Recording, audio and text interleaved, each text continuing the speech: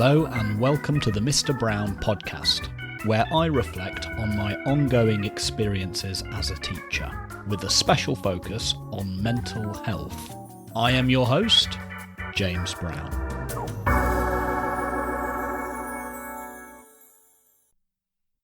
Salutations. Just a quick episode today. It's been a long old week. We're into exam season. My year 11s had their first maths paper on Thursday, and I am so proud of them. They know lots about maths, which is great, but I think the thing that's made me most proud of them so far is seeing how they are navigating and managing what is a highly stressful period of their lives, and they're managing it wonderfully.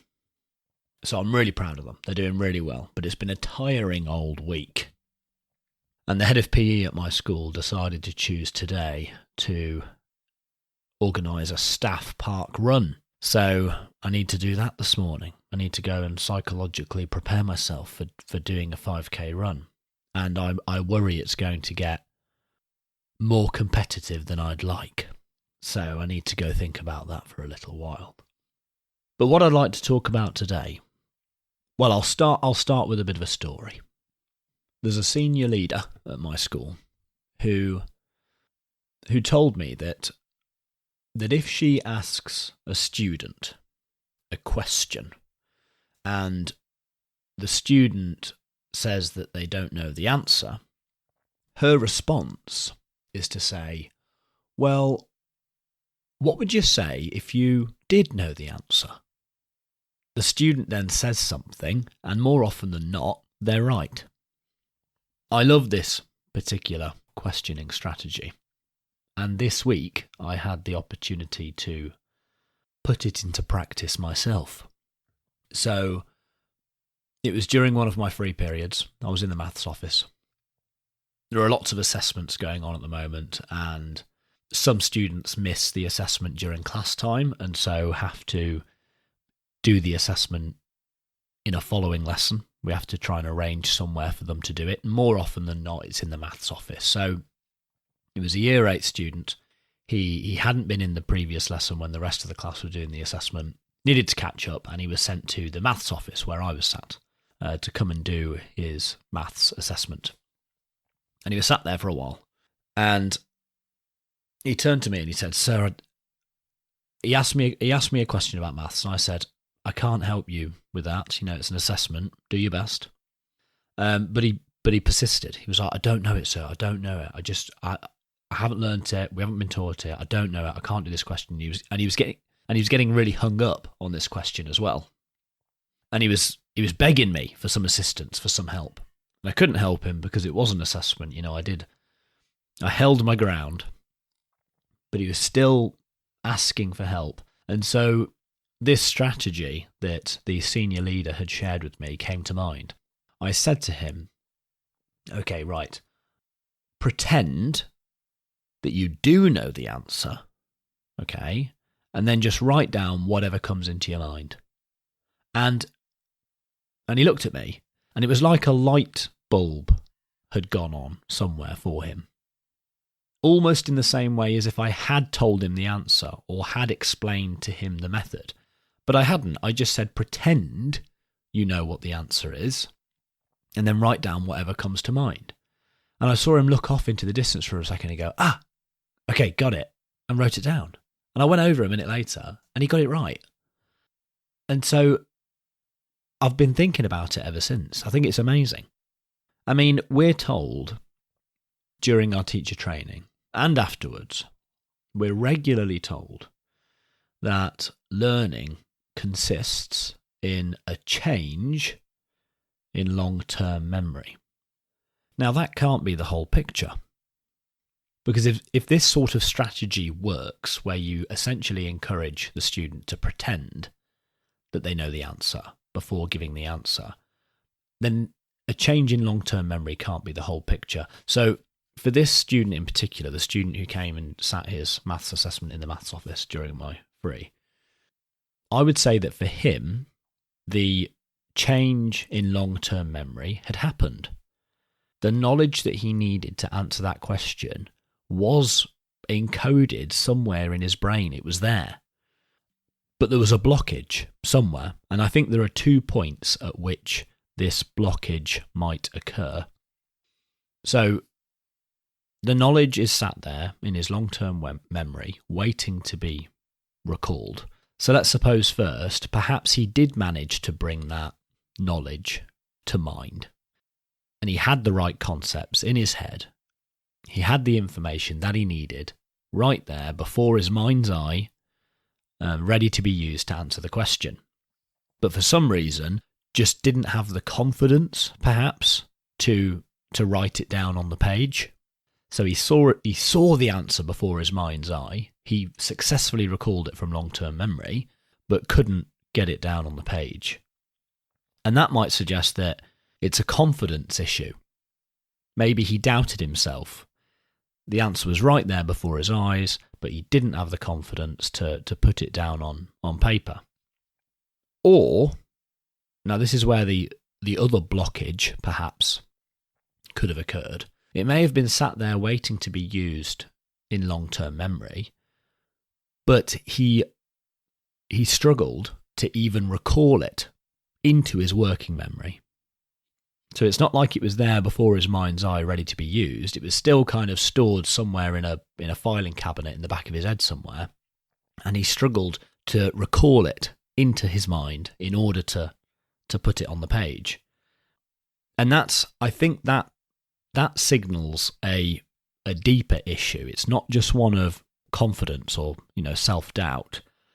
If the information is there in long-term memory, but the student can't recall it, can't bring it to mind, let alone put it on the page, but can't even bring it to mind, then I think this is a deeper issue concerning something along the lines of self-concept.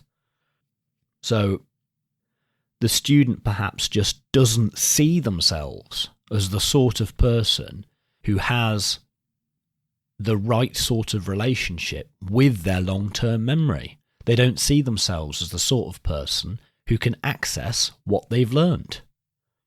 Perhaps they're not good enough to access what they've learned. Perhaps they don't see themselves as a student. Perhaps they don't see themselves as a knowledgeable person. They just don't have the right sort of relationship with their long-term memory. And so I think that for that student, the blockage could have happened at either point. Because I'm convinced he got the answer right. It would have been very, very hard for him to have gotten that answer right by fluke or chance. You might say, well, maybe he made an educated guess. Fine. I'm happy to bite that bullet because an educated guess is still educated. I would say that he still learnt something. He's still drawing on something. And so, yeah, there were 2 spots where the blockage could perhaps occur. Either at the very start, the information was there waiting to be used, but he just couldn't recall it into his working memory, which perhaps suggests a problem with self-concept, the way he thinks about himself in relation to his long-term memory. Or it could have been a slightly later blockage where he'd brought it to mind, but then didn't have the confidence to think, right, well, I think that's the answer, but I don't have the confidence to put it down on paper. And that could perhaps suggest an issue with confidence, like I say, or self-doubt, something like that.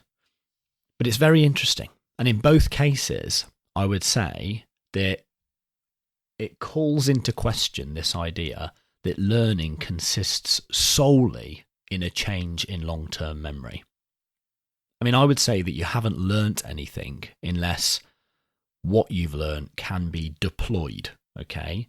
You haven't learnt anything unless what you've learnt can be used as a tool. You can do something with it. That might be answering a question on a maths exam, but it could be anything else as well. So I would say learning hasn't happened unless you can do something with it. And here, the student had the information in his long-term memory, but for whatever reason, he couldn't use it. And so I think you can't say that he's really learnt anything. But the information was there. So that suggests that learning does indeed have something to do with self-concept. So how students think about themselves in relation to their long-term memory, and also confidence. And I think that paints a much more complicated, nuanced picture than just the simple idea that learning consists in a change in long-term memory. And it perhaps asks even more of teachers. Okay, so teachers not only need to convey and impart information and knowledge and wisdom, but they also need to make sure that their students have the right relationship with their memory. They need to make sure that students see themselves as knowledgeable people who are allowed to access the contents of their mind and use that information. And they need to be confident. Once they've accessed that information, they need to not just hold it there before their mind's eye privately, they need to put it to use in the world, whether that's answering a question on a maths paper or anything else. So, I mean, as if the job of a teacher wasn't complicated enough already, there's a few added layers of complexity for you. Something to think about this morning anyway. Right, I'm going to go away and start thinking about this park run. I hope you enjoyed this episode. I should do my Patreon play. I get annoyed with myself after an episode if I forget to do my Patreon play. So this episode took a shorter episode today, so probably took less than 2 hours to produce this one. Usually they take between 2 and 3 hours, and I aim to produce a couple of episodes a month. If you think that work is worth at least the price of a coffee, so £3 or so once a month, then please consider signing up on the Patreon, which helps me cover the cost of producing the podcast. It doesn't cost a lot, but any contribution is greatly appreciated. And if you do sign up, you'll gain exclusive early access to videos of my recording sessions. So there you go. Please do let me know what you thought about this episode. I'm always very happy to hear people's reactions, so do let me know.